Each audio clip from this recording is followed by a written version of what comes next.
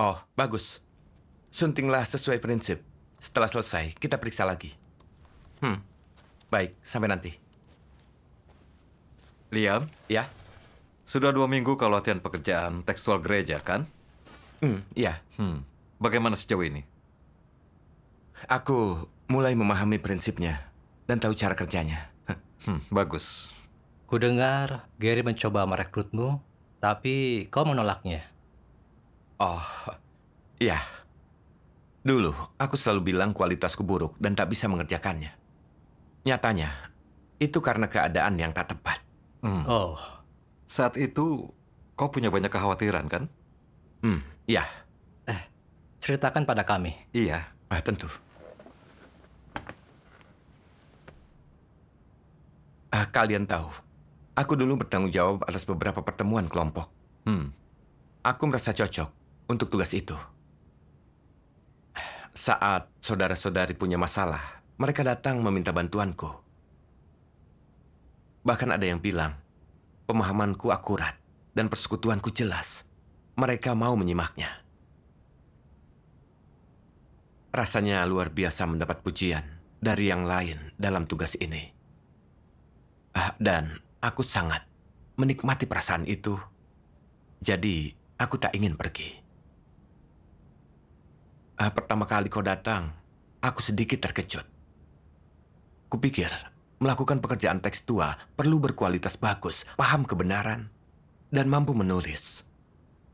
Kualitasku rata-rata, dan aku tak biasa dengan kerja tekstual. Jadi aku tak yakin. Jika aku tak bekerja dengan baik dan dipindahkan, apa pendapat orang lain? Itu membuatku tampak tak berbakat. Sebaiknya, aku tetap melakukan pekerjaan itu. Di antara kelompok itu, aku mendapat hasil yang relatif baik, jarang ditangani atau dipangkas. Semua orang pun menghormati dan menyetujuiku. Jadi, aku terus menghindari pekerjaan tekstual.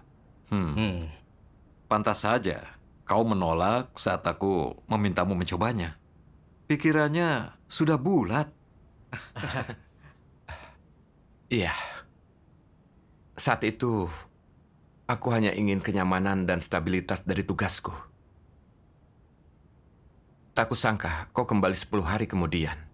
Memberitahuku pekerjaan tekstua butuh staf dan bersekutu denganku tentang mengindahkan kehendak Tuhan. Iya. Dia menyuruhku berdoa dan cari petunjuk, serta tak membuang kesempatan ini. Aku tahu kau benar, tapi aku tak bisa menerima perkataanmu. Kurasa kualitasku rata-rata dan aku tak pandai menulis. Aku pasti jadi yang terlemah. Jika kinerjaku masih tak baik dan aku dipindahkan, pasti memalukan. Aku pikir aku sebaiknya melanjutkan tugasku saat ini. Kau terlalu memikirkan dirimu. Iya. Bagaimana kau perbaiki keadaan ini? Aku membuka diri kepada seorang saudara tentang keadaanku saat itu. Setelah mendengarkan, dia tak berbasa-basi. Bukankah caramu bertindak sedikit licik? Rasanya seperti dihantam.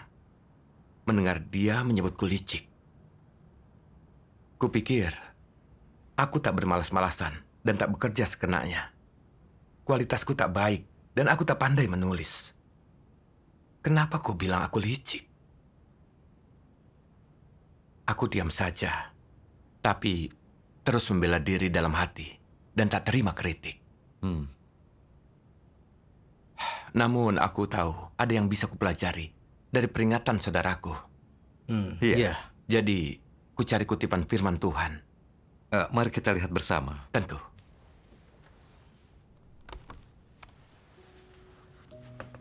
Tuhan Yang Maha Kuasa berfirman, "Orang macam apa yang berani memikul tanggung jawab?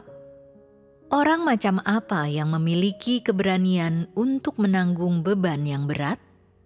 Orang yang bertindak sebagai pemimpin dan maju dengan berani pada saat genting dalam pekerjaan rumah Tuhan, yang tidak takut memikul tanggung jawab yang berat dan menanggung kesukaran besar ketika mereka melihat pekerjaan yang paling penting dan krusial.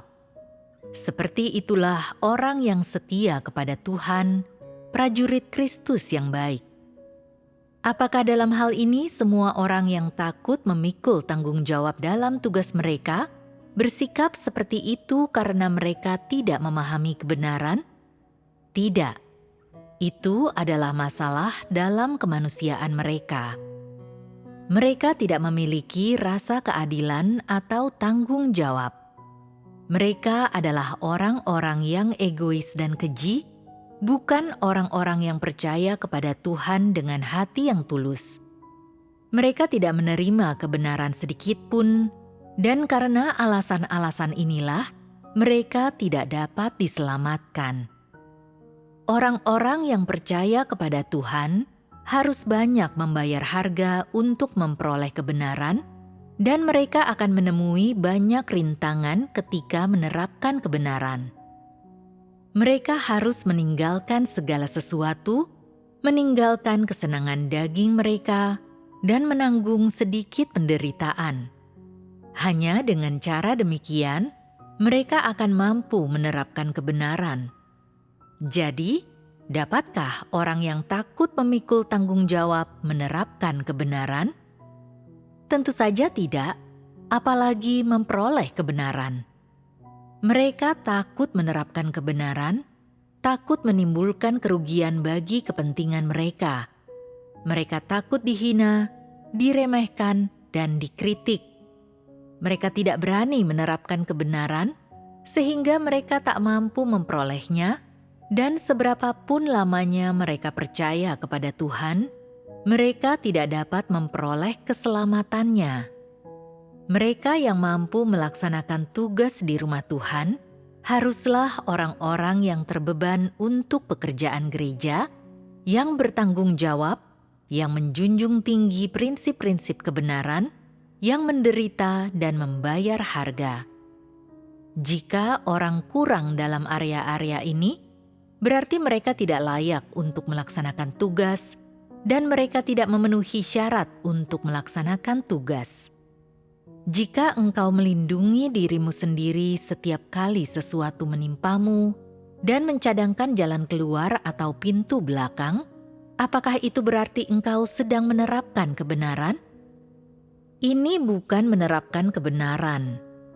Ini artinya bersikap licik. Engkau sedang melaksanakan tugasmu di rumah Tuhan sekarang. Apa prinsip pertama dalam melaksanakan tugas? Pertama-tama, engkau harus melaksanakan tugas itu dengan segenap hati, berupaya sekeras mungkin sehingga engkau dapat melindungi kepentingan rumah Tuhan. Inilah prinsip kebenaran yang harus kau terapkan.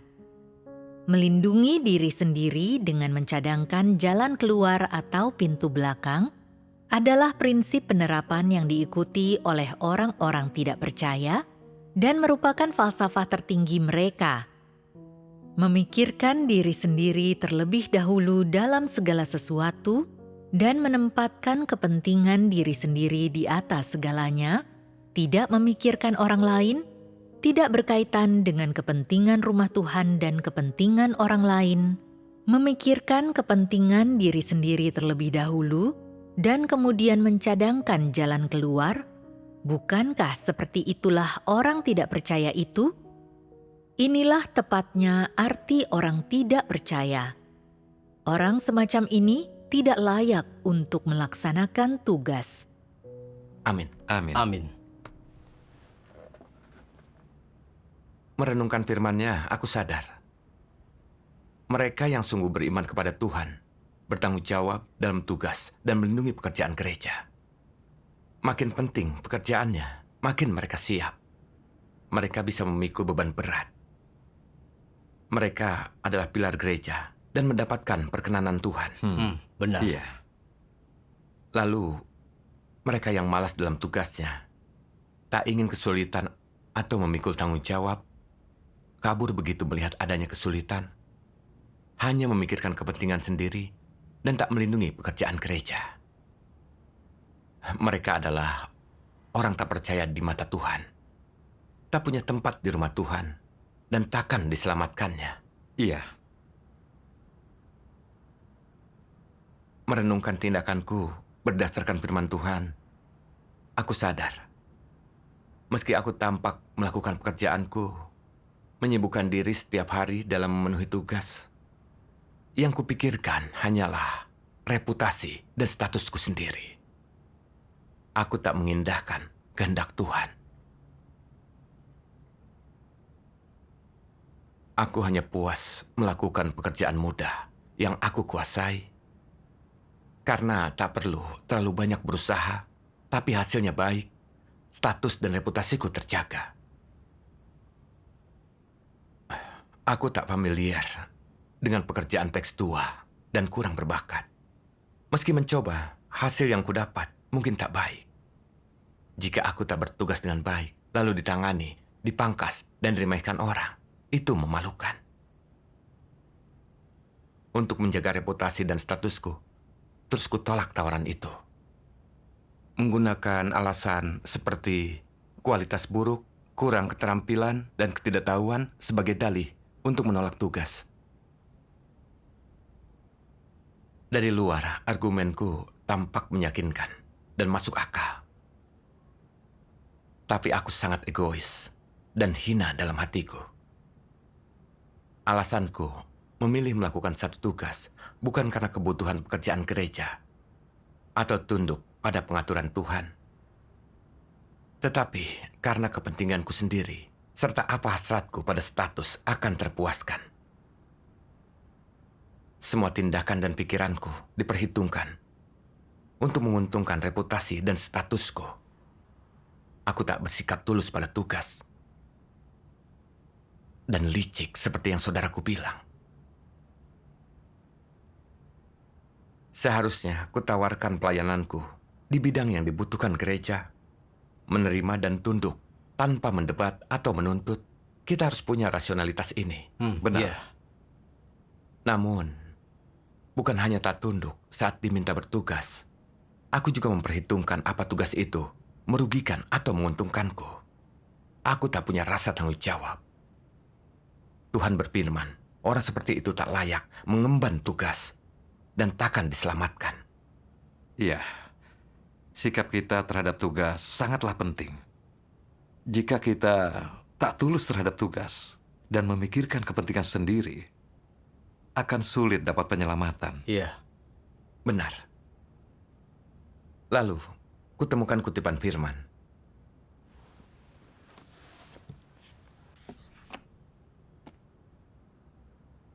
Mereka yang menerapkan kebenaran dapat menerima pemeriksaan Tuhan dalam tindakannya. Saat menerima pemeriksaan Tuhan, hatimu menjadi lurus. Jika kau melakukan sesuatu hanya untuk dilihat dan dikagumi orang lain, tapi tak menerima pemeriksaan Tuhan, apa Tuhan ada di dalam hatimu? Orang semacam itu tak menghormati Tuhan. Jangan selalu bertindak demi dirimu, dan jangan mempertimbangkan kepentinganmu atau kepentingan manusia. Jangan pikirkan harga diri, reputasi, atau statusmu. Pikirkan dulu kepentingan rumah Tuhan, dan jadikan itu prioritas utamamu. Pikirkanlah kehendak Tuhan. Renungkan, apa kau tidak murni dalam melaksanakan tugas? Apa kau telah setia, memenuhi tanggung jawabmu, dan mengerahkan seluruh tenagamu? Serta apa kau telah sepenuh hati memikirkan tugasmu dan pekerjaan gereja? Kau harus memikirkan ini. Pahamilah semua itu dan akan menjadi mudah bagimu untuk melaksanakan tugasmu. Amin. Amin. Memikirkan firman, kusadar. Dalam iman kita, jika kita punya niat yang benar dalam tugas, memprioritaskan pekerjaan gereja, mengerahkan segalanya ke tugas kita dan bekerja sama, ini sejalan dengan kehendak Tuhan. Iya. Kurasa saat aku diminta lakukan kerja teks tua, Tuhan mengamatiku untuk melihat sikap apa yang kumiliki. Apa aku bekerja sama atau menciut dan menghindar? Iya, Aku seharusnya tak memikirkan apa aku punya kualitas itu. atau sebaik apa aku bertugas.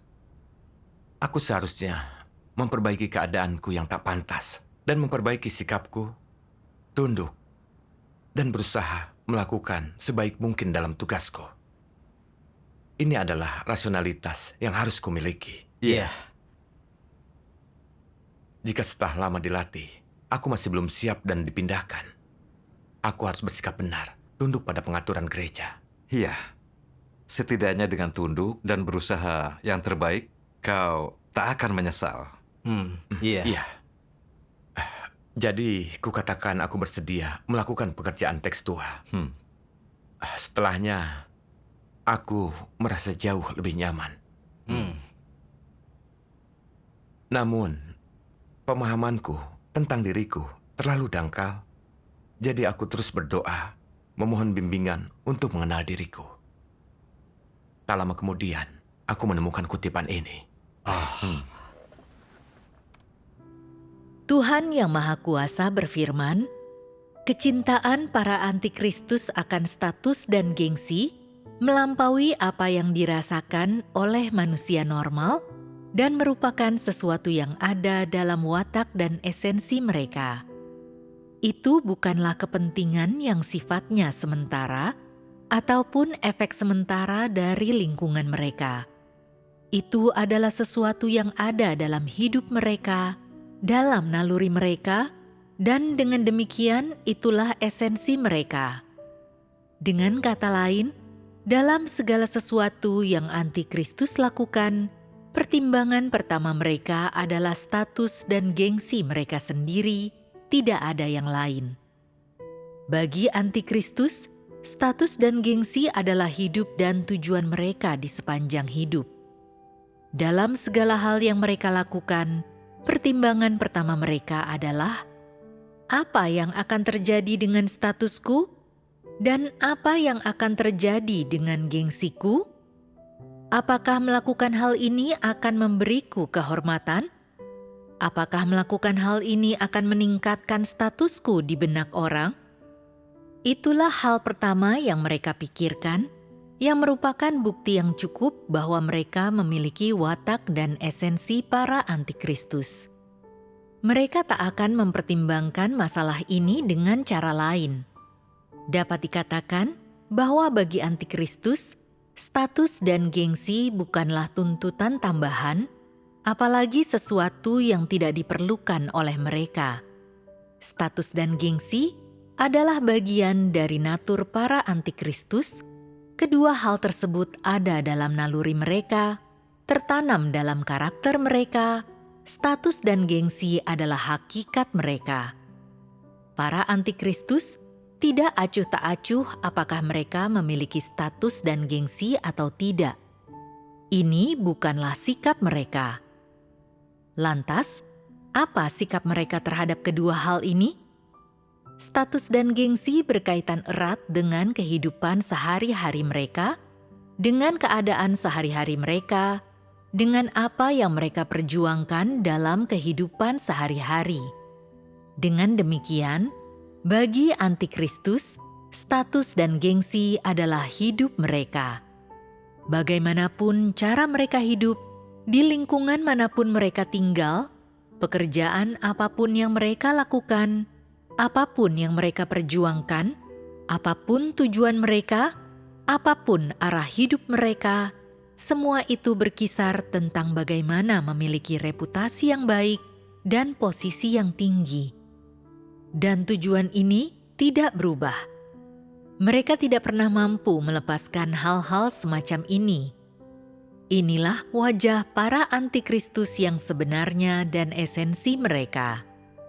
Seandainya engkau menempatkan mereka di hutan primer jauh di pedalaman pegunungan, mereka tetap tidak akan mengesampingkan pengejaran mereka akan status dan gengsi.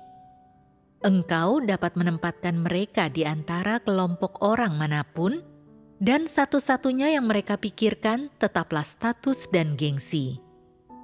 Meskipun para antikristus juga percaya kepada Tuhan, mereka memandang pengejaran akan status dan gengsi sama dengan pengejaran iman kepada Tuhan dan menganggapnya memiliki bobot yang sama.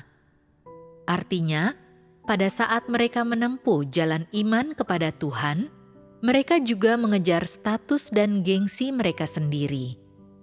Dapat dikatakan bahwa di dalam hati para antikristus, mereka percaya bahwa iman kepada Tuhan dan pengejaran akan kebenaran adalah pengejaran status dan gengsi. Pengejaran akan status dan gengsi juga adalah pengejaran akan kebenaran, dan mendapatkan status dan gengsi berarti mendapatkan kebenaran dan hidup.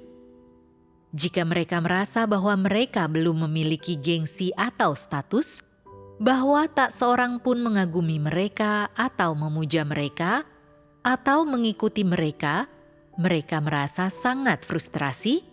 Mereka yakin tidak ada gunanya percaya kepada Tuhan, itu tidak bernilai, dan mereka berkata dalam hati, apakah kepercayaan kepada Tuhan seperti itu adalah sebuah kegagalan? Apakah itu sia-sia? Mereka seringkali memikirkan hal-hal semacam itu di dalam hatinya. Mereka memikirkan bagaimana mereka dapat memiliki kedudukan di rumah Tuhan, bagaimana mereka dapat memiliki reputasi yang tinggi di gereja, sehingga orang-orang mendengarkan ketika mereka berbicara dan mendukung mereka ketika mereka bertindak dan mengikuti mereka kemanapun mereka pergi. Agar mereka memiliki hak bicara di gereja, reputasi, sehingga mereka menikmati keuntungan dan memiliki status. Mereka sangat berfokus pada hal-hal semacam itu. Semua ini adalah hal-hal yang dikejar oleh orang-orang semacam itu. Mengapa mereka selalu memikirkan hal-hal semacam itu? Setelah membaca firman Tuhan, setelah mendengarkan khotbah, apakah mereka benar-benar tidak memahami semua ini? Apakah mereka benar-benar tidak mampu mengenali semua ini? Apakah firman Tuhan dan kebenaran benar-benar tidak mampu mengubah gagasan, ide, dan pendapat mereka? Sama sekali tidak. Masalahnya berada di dalam diri mereka. Itu sepenuhnya karena mereka tidak mencintai kebenaran, karena di dalam hatinya mereka muak akan kebenaran, dan akibatnya mereka sama sekali tidak menerima kebenaran. Hal mana ditentukan oleh natur dan esensi mereka. Amin. Amin. Tuhan menyingkapkan para antikristus sangat menghargai status. Yang mereka cari hanyalah mendapatkan status. Itu tujuan hidup mereka. Begitu kehilangan rasa hormat dan pujian orang lain, saat kehilangan tempat di hati orang, mereka berhenti termotivasi untuk bekerja, bahkan merasa hidup tak berarti. Bagi mereka, reputasi dan status sepenting kehidupan. Inilah natur antikristus. Benar. Iya. Aku sadar yang kucari sama saja dengan antikristus. Dimanapun atau bersama siapapun aku memprioritaskan reputasi dan statusku, serta mengutamakan untuk dihormati dan dipuji orang lain. Jika suatu tugas membuat orang lain terkesan dan menghormatiku, aku rela melakukannya. Namun jika itu tak tingkatkan reputasi dan statusku, pekerjaan sepenting apapun takkan kulakukan. Dan akan kuhindari. Seperti saat kau memintaku bekerja di bidang literatur. Aku tahu pekerjaan ini penting dan sangat butuh staf. Tapi ku ingat, kualitasku rata-rata dan aku takkan menonjol. Bahkan bisa permalukan diriku jika hasil kerjaku buruk. Sambil mengawasi pertemuan kelompok, meski statusku tak tinggi dan tugasku tak sepenting literatur, aku mendapatkan hasil yang cukup baik dalam tugasku. Para pemimpin menghargaiku dan saudara-saudari menghormatiku, yang membuat egoku melambung. Setelah memikirkan pro dan kontra, aku masih ingin menjalankan tugasku di bidang itu, bukan pekerjaan tekstual. Kulihat bahwa aku terbelenggu dan dibatasi oleh ide-ide yang ditanamkan iblis. Seperti manusia membutuhkan harga dirinya, seperti pohon membutuhkan kulitnya. Dan lebih baik jadi ikan besar di kolam kecil. Racun-racun iblis ini telah mengakar di hatiku. Aku hidup berpedoman racun ini, serta memprioritaskan reputasi dan status. Untuk mendapat rasa hormat dari orang dan melambungkan egoku. Aku bahkan menolak dan menghindari suatu tugas.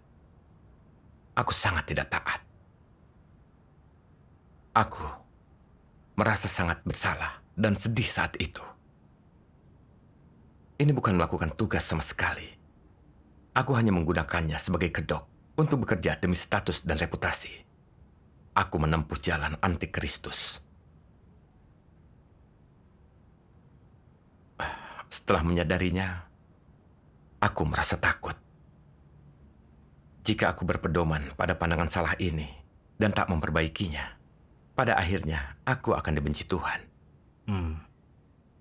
Karena persekutuan ini, aku sadar betapa seriusnya masalah ini. Iya, Benar. Lalu aku membaca firman yang sangat menyentuhku.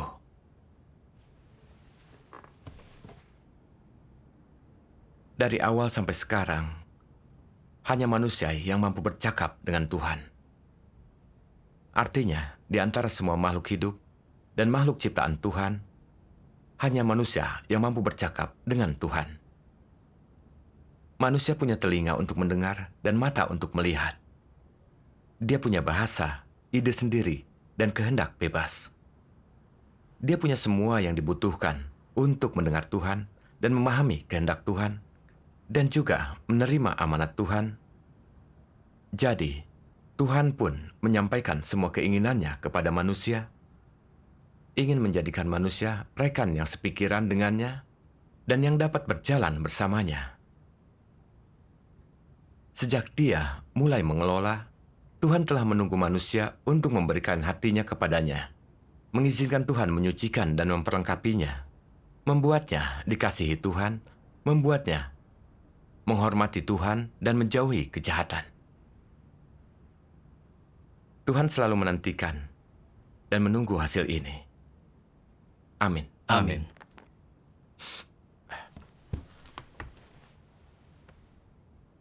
Tuhan menciptakan banyak makhluk hidup. Tapi dari semua itu, Tuhan hanya berbicara dengan manusia, hanya memberi tuntutan dan harapan kepada manusia. Dia ingin menciptakan sekelompok orang yang menyatu dengan kehendaknya, yang mengindahkan kehendaknya dan memikul beban baginya. Inilah harapan Tuhan. iya. Benar. Setelah percaya Tuhan selama beberapa tahun, menikmati begitu banyak siraman firman Tuhan, serta bisa dibina dan dilatih gereja, aku memahami beberapa kebenaran dan tumbuh secara profesional serta dalam jalan masuk kehidupan. Semua karena kasih Tuhan. Iya. Namun, sikap apa yang kumiliki terhadap Tuhan dan pekerjaan gereja? Tak ada perhatian khusus untuk pekerjaan atau memikul tanggung jawab apapun. Bahkan, kutolak tugas untuk melindungi reputasi dan status. Dari luar, aku menerapkan iman dan melakukan tugas. Tapi dalam hati, tak ku kasihi Tuhan dan tak indahkan kehendaknya. Ku balas kasih karunia-Nya dengan ketidaktaatan. Menghadapi harapan dan tuntutan Tuhan, aku merasa sangat malu dan menyesal. Aku merasa tak taat dan tak punya hati nurani atau nalar. Jadi aku berdoa, ingin memperbaiki keadaanku saat ini. Tak lagi mau hidup egois dan hina. Aku siap mengindahkan kehendak Tuhan dan perbaiki diri. Syukur kepada Tuhan. Persekutuan ini menunjukkan meski kita terlihat sibuk dalam tugas, jika terlalu memikirkan diri sendiri dan tak mengindahkan kehendak Tuhan, kita gagal memenuhi tuntutan Tuhan. Iya. Benar. Lalu setelah merenung, aku melihat masalahku yang lain. Selain punya watak rusak, aku menolak tugas itu. Karena gagasan yang kumiliki. Aku pikir berkualitas baik adalah faktor terpenting untuk bertugas dengan baik. Jadi saat gereja memberiku tugas, dan aku merasa tak berbakat atau kualitasku tak memadai, aku bahkan tak mau mencobanya. Langsung menolak dengan alasan kualitasku buruk dan kurang keterampilan. Namun apakah ide ini benar? Apa maksud Tuhan? Aku temukan firman Tuhan yang membantuku memahami maksudnya tentang pertanyaan ini. Tuhan yang Maha Kuasa berfirman, apa ungkapan dari orang yang jujur? Pertama, adalah tidak memiliki keraguan terhadap firman Tuhan. Ini adalah salah satu ungkapan dari orang yang jujur. Selain itu, ungkapan terpenting dari orang yang jujur adalah mencari dan menerapkan kebenaran dalam segala hal. Inilah yang terpenting dari semuanya. Jika engkau mengatakan bahwa engkau jujur, tetapi engkau selalu mengesampingkan firman Tuhan dan melakukan apapun yang kau inginkan, apakah ini adalah ungkapan dari orang yang jujur? Engkau berkata, kualitasku rendah, tetapi aku memiliki hati yang jujur. Namun, ketika engkau menerima sebuah tugas, engkau takut bahwa tugas itu mungkin melelahkan, atau engkau tidak dapat melakukannya dengan baik, dan karenanya engkau mencari-cari alasan untuk menghindarinya dan merekomendasikan orang lain untuk melakukannya.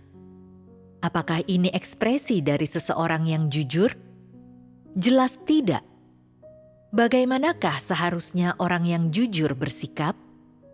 Mereka harus menerima dan menaati, dan kemudian sungguh-sungguh mengabdikan diri dalam melakukan tugas mereka dengan sebaik mungkin, berjuang untuk memuaskan kehendak Tuhan. Ini diungkapkan dalam beberapa cara. Salah satunya adalah engkau harus menerima tugasmu dengan hati yang jujur, tidak memikirkan tentang kepentingan dagingmu, dan tidak bersikap setengah hati mengenainya. Jangan berkomplot demi keuntunganmu sendiri. Inilah ungkapan kejujuran itu.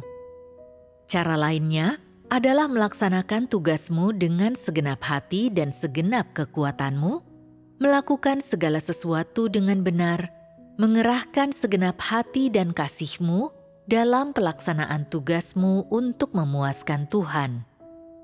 Inilah yang harus diungkapkan ketika orang yang jujur melaksanakan tugasnya. Amin. Amin. Melalui firman Tuhan, aku sadar Tuhan suka orang yang jujur. Dia berharap kita memperlakukan Dia dan tugas kita dengan hati yang jujur dan sikap tulus. Dia berharap kita hanya memuaskan Dia dalam tugas kita. Orang jujur akan berusaha sebaik mungkin untuk bertugas dengan baik. Mereka punya karunia khusus atau tidak untuk pekerjaan itu tidaklah penting. Demikian juga sebanyak apapun yang bisa mereka capai. Iya. Masing-masing tugas di gereja perlu level kualitas dan keterampilan berbeda. Orang dengan kualitas dan kemampuan bagus akan lebih cepat paham dan hasilnya baik. Sementara orang dengan kualitas lemah tak akan mendapat hasil sebaik orang berkualitas. Begitulah keadaannya. Iya. Iya. Namun, kualitas dan keterampilan profesional bukan hanya faktor yang menentukan hasil tugas yang baik. Sikap seseorang terhadap tugasnya, kemampuannya mencari kebenaran, dan bertindak sesuai prinsip adalah faktor penting dalam bertugas. Benar. Iya. Beberapa orang tampak pintar dan punya kualitas baik, tapi kemanusiaannya buruk, malas dan hanya bekerja sekenanya dalam tugas. Bagaimanapun kualitasnya, mereka lebih merugikan. Orang-orang ini akan disingkirkan. Benar. Lalu ada orang yang punya kualitas dan keterampilan kerja rata-rata, tapi hati mereka di tempat yang tepat. Mereka rajin dan bertanggung jawab, mengutamakan pencarian kebenaran, dan mau berkorban. Mereka selalu membaik dalam tugasnya. Kadang saat orang tak punya kualitas yang cukup, berdoa pada Tuhan untuk minta pencerahan dan bimbingan Roh Kudus bisa menutupi kekurangannya. Mereka bisa mendapat hasil yang baik dalam tugas. Iya. Dulu, saat tak pahami kebenaran, aku selalu bilang kualitasku buruk untuk menolak tugas. Bahkan kupikir itu masuk akal. Akibatnya, aku selalu berpikir tak bisa menangani tugas itu, bahkan tak berani untuk mencoba. Justru melewatkan tawaran ini. Lalu aku sadar bahwa pikiran ini salah dan bisa menahanku dalam tugasku. Iya. Usai baca firman, aku punya pemahaman lebih jelas dan temukan jalan penerapan. Lalu aku berdoa pada Tuhan, bersedia tunduk dan melakukan tugas dengan baik. Syukur kepada Tuhan. Saat perbaiki ide, kita tak lagi terkekang dalam tugas. Benar. Iya. Sekarang, saat menemui kesulitan, aku masih merasa tak mampu dan takut malu. Tapi aku tak memakai kualitas burukku sebagai alasan untuk menghindar. Misalnya, saat mendiskusikan masalah, aku tak bisa menyampaikan maksudku. Dan sifat lamaku kembali. Ya, kupikir kualitasku buruk. Sebaiknya diam saja. Namun aku sadar, ini keadaan yang tak tepat. Jadi aku berdoa dan meminta Tuhan menjauhkan fokusku dari reputasi dan status agar bisa melakukan tugas tanpa dibatasi.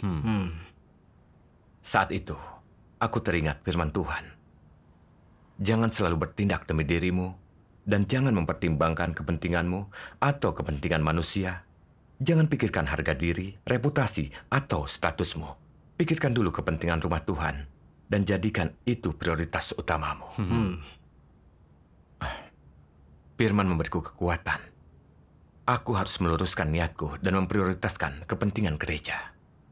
Berhenti memikirkan pendapat orang lain, melindungi reputasi tapi menghindari tugas. Dan memikirkan cara mendapat hasil lebih baik dalam tugasku. Itu yang harus kulakukan. Iya. Benar. Jadi, aku mulai merenungkan pertanyaan ini.